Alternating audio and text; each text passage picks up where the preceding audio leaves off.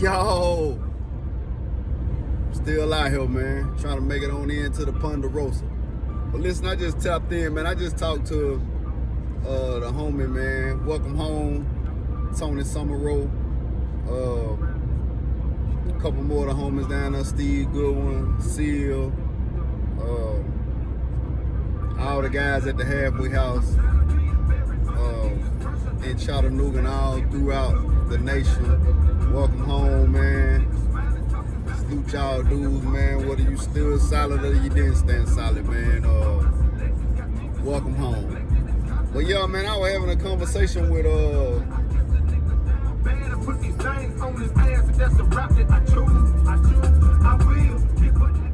was having a conversation with Tony, man, and I remember I did some time with him, me and Gene Lee.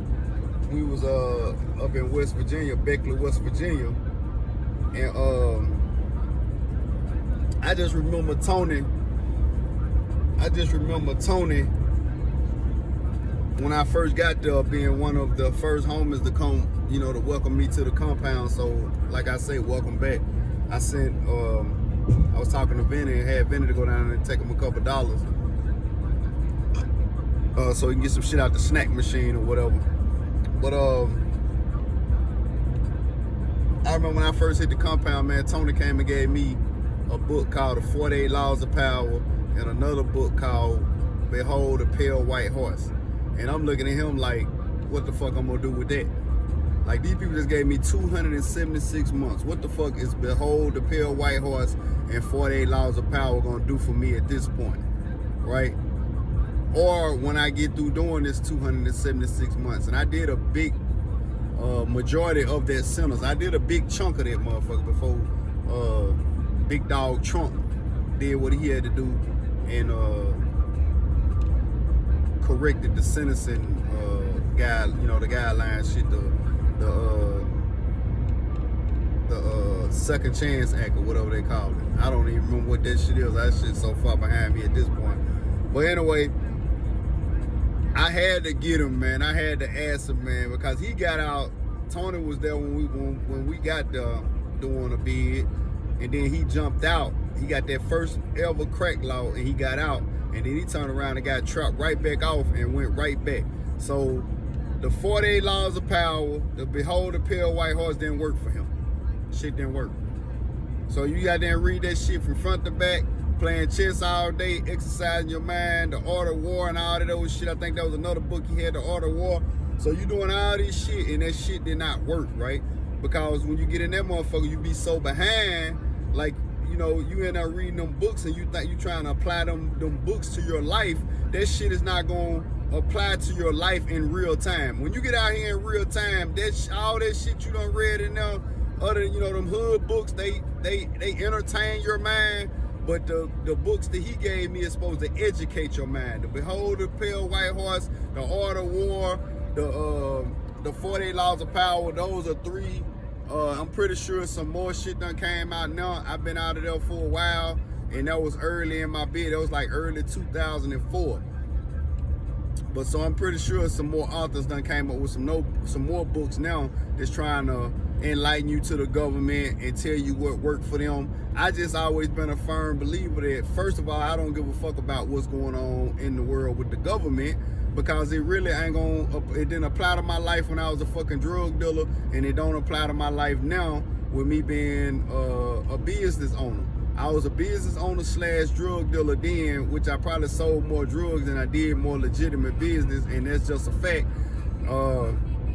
So when I say it don't apply to my life fields, it do, but it really don't, because I still gotta pay taxes. I still gotta pay my rent. I still gotta, work with cost inflation with food, with cost inflation on bills. That's not gonna stop, regardless of who the president is, regardless of what politics you try to educate yourself about. You can't stop that. That's not gonna stop. So it's not as important to me as it is to others. But the man came to me and gave me those three books that I named, and I'm looking at them like, man, these people just gave me 276 months. What the fuck am I gonna do with that? Where's them porn magazines at, boy? Where's the black tails at in the Penthouse and the Butt Man and the Curve magazine with them badass white girls in it? Where's the Straight Stunt magazines and the As Is? Where's them magazines that's gonna give me instant gratification right now? Not 276 months later. I don't need no magazine to prepare for 276 months later. I need something that's gonna get my damn rocks out of a pond right now. That's what I need. I need something that's gonna make me feel good right now. Instant gratification. That's what I need. All that other shit don't even matter to me right now. So anyway, I had to get him.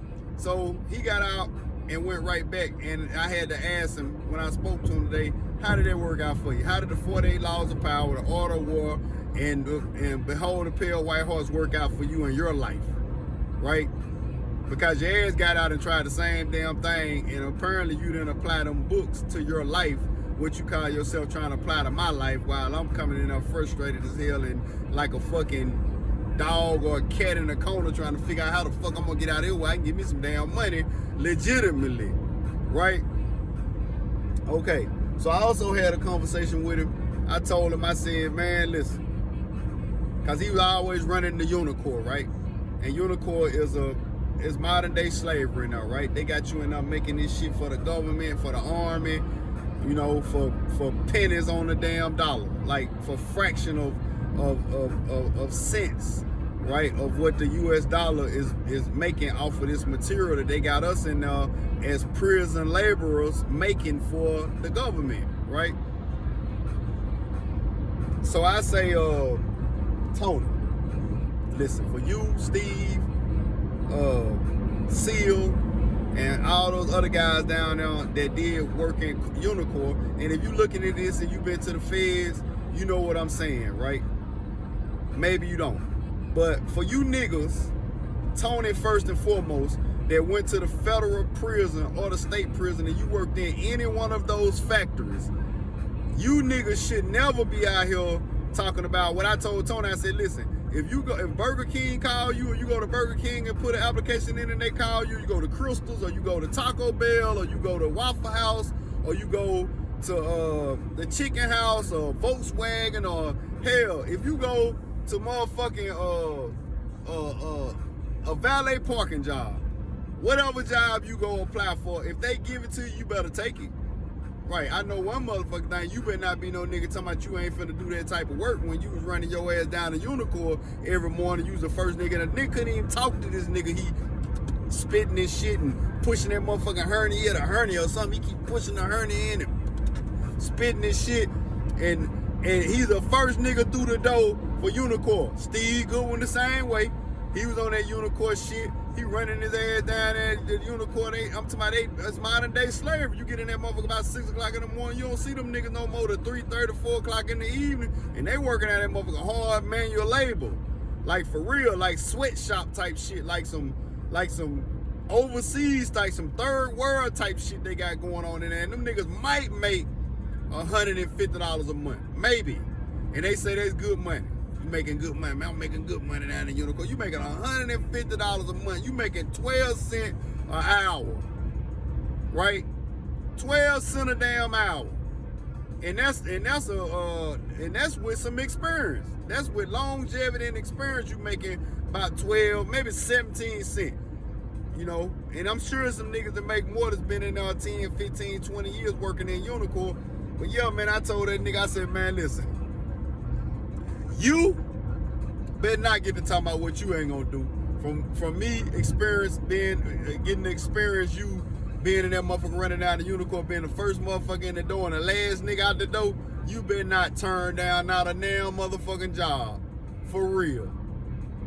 But yeah, man, welcome home to the homies, man, that's down there at that halfway house. Fortunately, I didn't have to go.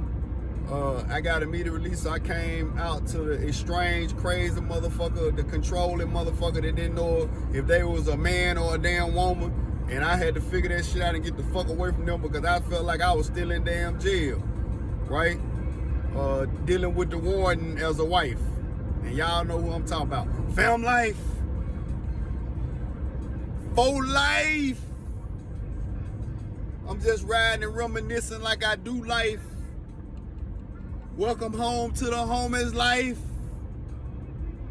Get y'all some money the legitimate way life. Don't get trapped off.